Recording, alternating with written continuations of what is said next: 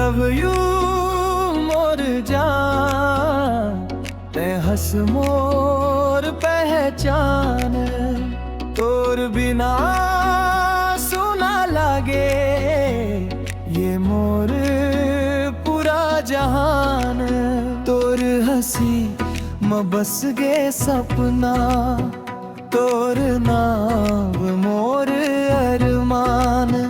दिल के हर धड़कन कही थे आई लव यू मोर जान।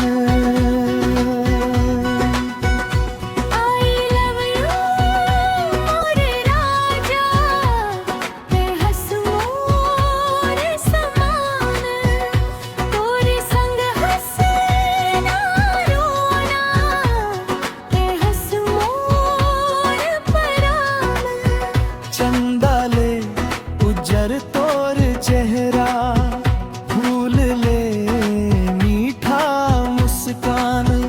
रोज रोज मन गुनगुना थे आई लव यू मोर जान। आई लव यू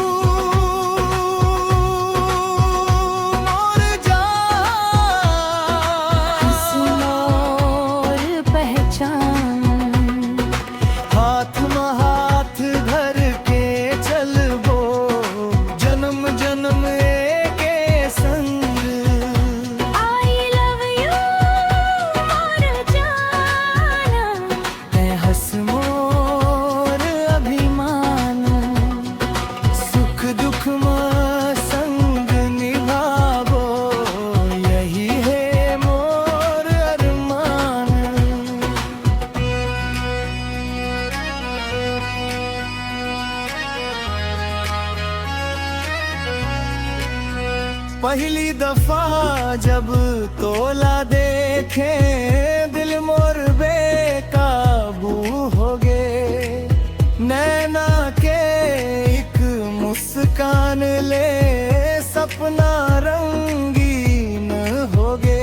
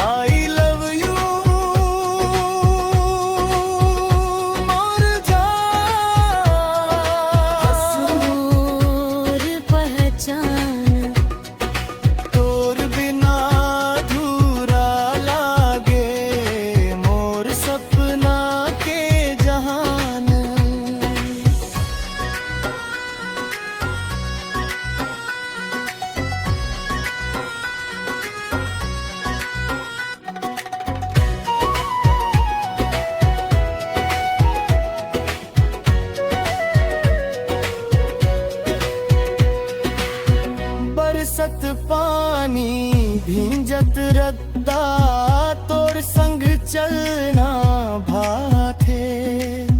तोर हाथ जब मोर हाथ माँ, किस्मत घलो मुस्काथे। फूल खिले त तोर बर तोर हूँ, गीत लिख